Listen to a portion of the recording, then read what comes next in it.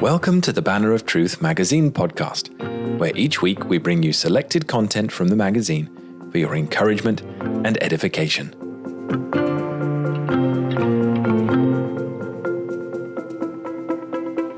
Well, greetings from the Grey House in Edinburgh, where over the past few days we've had some lovely sunny weather and the daffodils are beginning to prevail in a springtime Scotland. So along with that, there's a certain seasonal uplift of spirit for which we are grateful.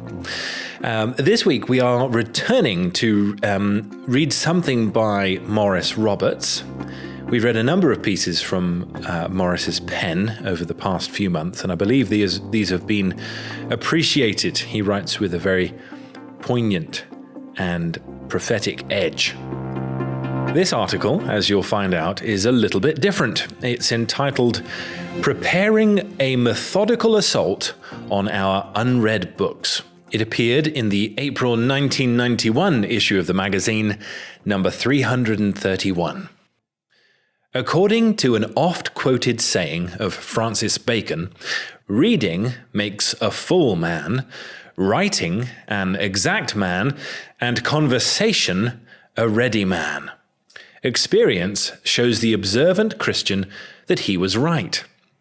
There is no ordinary way for a person to attain to fullness of knowledge in the things of God, apart from a diligent application to good books.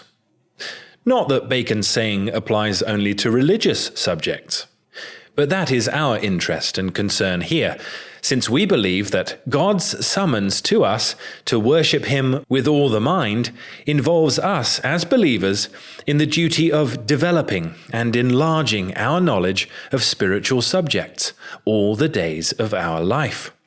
That means we must read books. We have no wish to humble the devout believer who has not been given the ability to read, or who cannot, perhaps for reasons of poor sight, read more than a few lines in an hour or in a day. But it is our respectful belief that every Christian ought to attempt to become a habitual reader, unless he is constitutionally incapable of it. The mind of man was created for the acquisition of knowledge and the improvement of our existing store of learning. Whatever the mind is, it is a marvelous gift of God, which has the capacity for growth, enlargement, memory, and application to knowledge. To develop our minds, God has seen fit to provide us with books. That is not to say that we cannot learn by other means.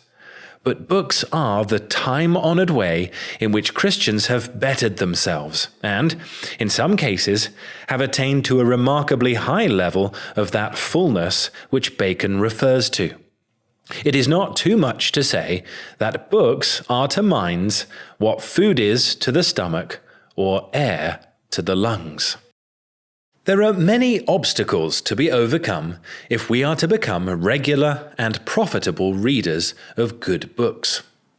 Reading, if it is to be serious and on serious subjects, is not an easy exercise. It is a stern and unwelcome discipline to steel oneself to sit down for an hour or two in order to concentrate on a volume of divinity or of spiritual biography. The flesh may well resent, like poison, the act of taking down from the shelf a thick book, and then imprisoning the body for some considerable length of time in a chair, while the eyes are compelled to travel over some miles of print, and the muscles and nerves of the body are given no permission to relax or exercise in the normal way. No one would read unless the good to be had from it vastly outweighed the discomfort and disinclination experienced at the thought of it. At least few would. But reading is not for the few. It is, and ought to be, the regular practice of every Christian who is not, for some reason or other, incapacitated for it. It is no surprise that reading, as an occupation, tends to increase or decrease in a society with the rise and fall of the gospel. When people become converted, they find grace to overcome their natural distaste for reading books. But when they have no grace, they choose pleasures in other and more congenial forms. In past ages, that might be in gladiatorial shows, in the arena, or in hunting. Today, thanks to the television, society has ready to its hand the perfect vehicle for conveying the maximum of interest while providing the minimum of profit. Even so, it is a lamentable fact that in our generation, very few, even of Christians, are reading regularly and profitably. It is an index, very probably, of the small measure of grace which we as modern Christians possess. It is also a scandal for which we have need to be ashamed. Some people, apparently, naturally collect Christian books as philatelists collect stamps, or as amateur naturalists collect wild flowers. They are more interested in what they look like in the bookcase than in what is to be found between the covers. No book lover could ever entirely frown on this habit, even if it is a fondness for books which falls short of perfection. There is something profitable in having good books on hand, even if they are not very regularly opened. It is rather like having access to great minds and to wise counselors. Even if their wisdom and genius are seldom consulted, their presence is a strength and a comfort.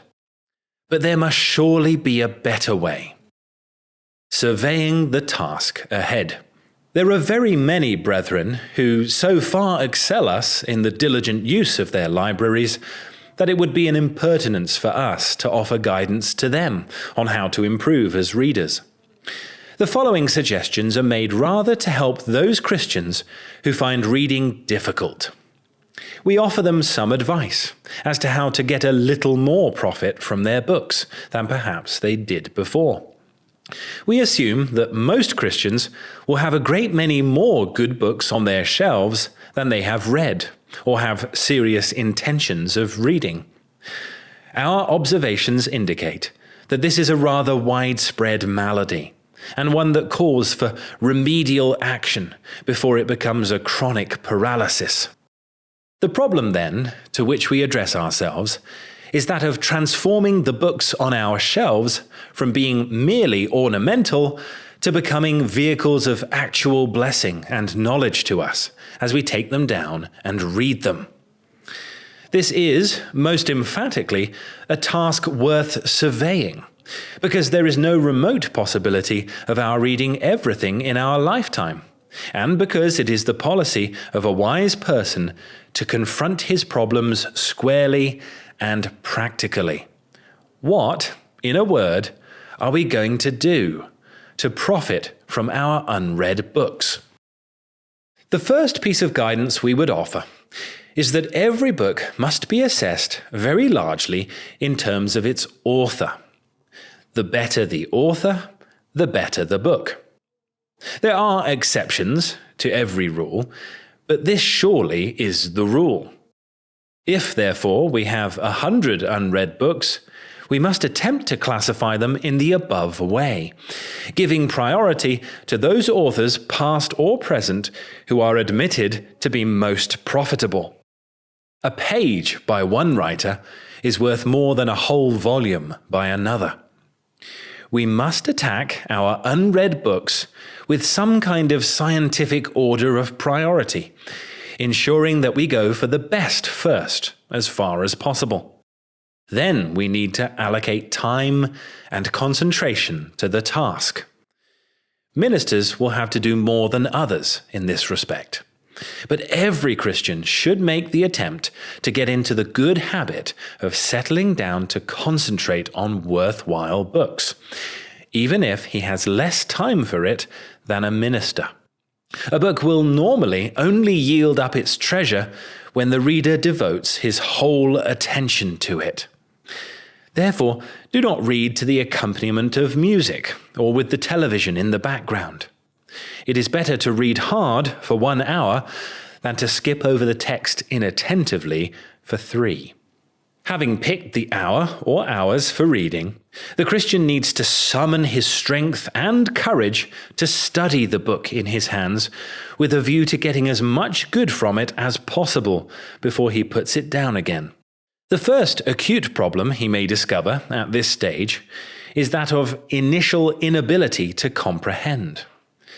A serious book may not be easy to understand until we have read at least 1 or 2 chapters. The thoughts, ideas, and concepts may be so new and unfamiliar to one who has no formal theological training that the first few pages may read like a sea of words with no recognizable meaning. The reader, however, must be persistent. A great book is like a voyage of discovery. There are stormy seas to be crossed before the traveller attains the golden strand. Too many give up while still in sight of home. But the reader who presses on to unknown realms of thought will many a time experience an exhilaration which is akin to that of an astronomer who finds a new star. Put to sea prayerfully in a volume of Owen or Goodwin, and you will marvel at what you discover, even if the first 10 pages threaten shipwreck. Assuming the reader at last breaks into his book, the next problem he will meet is a flagging concentration. A stiff book demands sustained attention, and average powers of concentration begin to sag after a while. The problem is so commonplace that no reader of experience needs to be reminded of it. Many are the pages we have all read while our minds were somewhere else. Our eyes travelled over the print, but our thoughts were absent, or perhaps merely dormant. Only our arrival at the end of a chapter, or perhaps the ringing of the doorbell, recalled us from our dreamy self-deception to a guilty consciousness that we had not the slightest idea what we had been reading about for the past 10 minutes. No inexperienced reader need despair when he catches himself nodding over his books in this way. Not 1 in 10,000 of good readers could plead not guilty to the same infirmity. But there are steps one may take to help overcome this.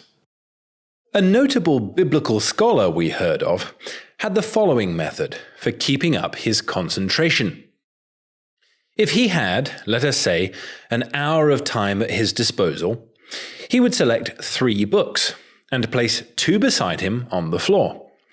He would read furiously for 20 minutes in the first book and then put it down. He then rose up, walked round the room taking deep breaths, took the second book in the pile, and repeated the performance. This he did till he had got something from each of the 3 volumes. He maintained that he could derive more profit from attacking briefly the 3 books than by attempting just 1. His reasoning was sound. Everyone's level of concentration drops once there is a sense of monotony. By going for 3 different volumes, and by making a pause every 20 minutes, he was taking effective measures for maximizing his concentration. Varying the approach. Let not the above illustration lead to the thought that every book may, or even must, be read furiously. The scholar must, of course, cover far more ground than the average reader. But the average reader, if he is to go about the duty seriously, must also learn that some books can be read faster than others. Indeed, the same book may be read at different speeds in different places and at different times. We might take an example to elucidate our point. Supposing the reader aims to read through Calvin's Institutes for the first time, he might do well to adopt some such approach as the following. We assume that his circumstances do not permit him to spend more than 2 hours on the task in any one day. The first hour might be taken up with a careful study of the contents, so that the subject of the book may be seen as a whole.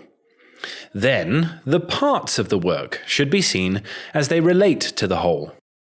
Book 1, God the Creator. Book 2, God the Redeemer. Book 3, the application of redemption. Book 4, the Church and the means of grace. From this framework, the reader then notices that the first 2 books deal with matters on which Protestantism and Roman Catholicism are largely agreed, but that the last 2 books handle a great many vital issues on which they are in irreconcilable disagreement. With some attention, and even at this early stage, the student discovers that Calvin long ago faced the highly contemporary question of whether revelation continues in the Church or not. That he addresses the mysterious subject of how God uses the wicked for good ends. That he demolished all arguments for free will, and that he believed the Mosaic law should hold a far higher place in a Christian's life than most believers think necessary today. We select these items at random, and merely as illustrations of the benefits to be had from a thoughtful reading of the contents page of a great book. The mind has now absorbed the outline of the Institutes, and the moment has arrived for setting out on the 1,200 or so pages of magisterial argument which make up this famous work. The reader unfamiliar with Calvin must allow himself time to settle down to the Reformer's style and encyclopedic powers of thought. So the next hour's reading may not cover more than a few sections of the book. That does not matter. The very process of reading one of the greatest writers God ever raised up in the Church will produce salutary effects upon the mind. If no more than 1/4 of the writer's meaning is understood at this stage, it is doing us good. Subconsciously, the mind is being reset into new patterns of thought. In a week's time, with steady progress every day, Calvin's meaning will become clearer, and the form of his reasoning more influential and formative upon us. A little earlier, we suggested that the speed at which we read may profitably be varied. We return to the point now, as we pursue the illustration we have begun of a first-time reading of Calvin's Institutes. Our imaginary reader has, let us say, been a fortnight on his task, reading about an hour each day. We shall suppose him to be a third of the way through the book, and beginning to yield to the inclination to give up and attempt something less demanding. The question now to be addressed is, by what means can he induce himself to go on?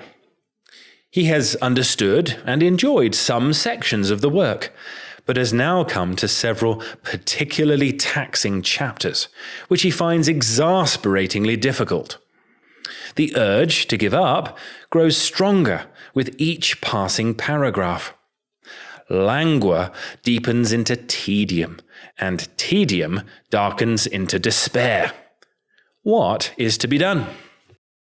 In our judgment, it is a mistake to turn the reading of a good book into an exercise in self-torment. The wisest way is to pass on rapidly to a subject more readily understood and more immediately profitable.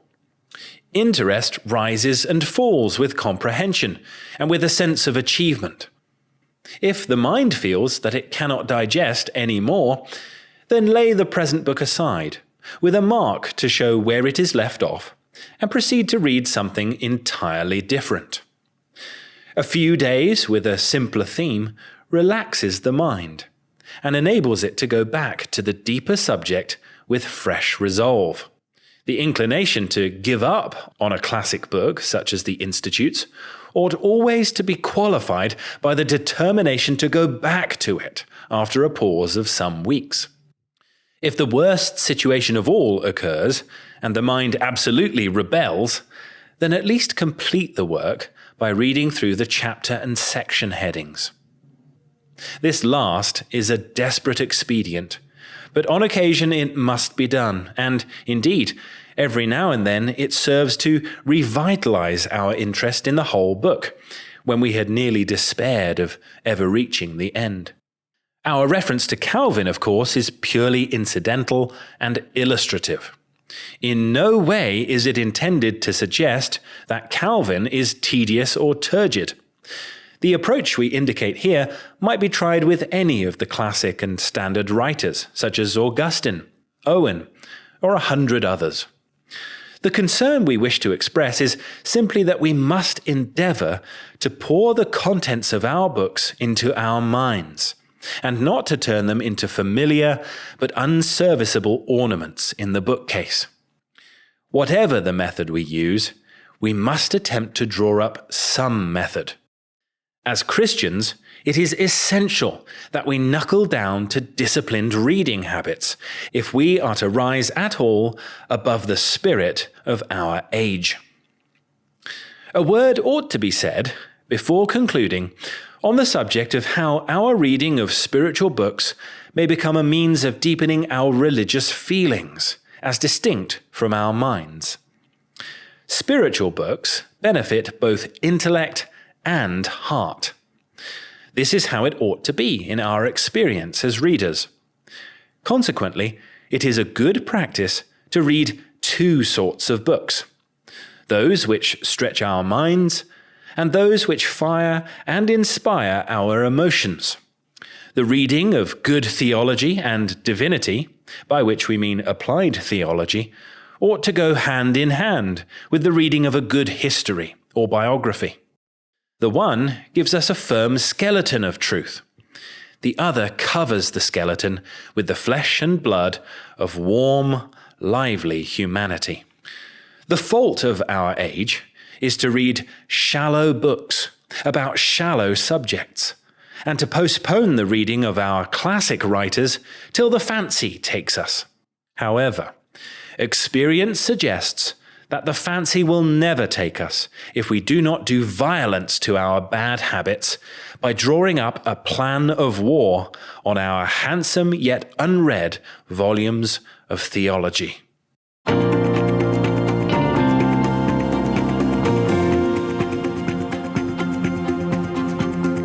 Thank you for listening to the Banner of Truth magazine podcast. To subscribe to the magazine in print or digital formats, or both, see the show notes or visit banneroftruth.org.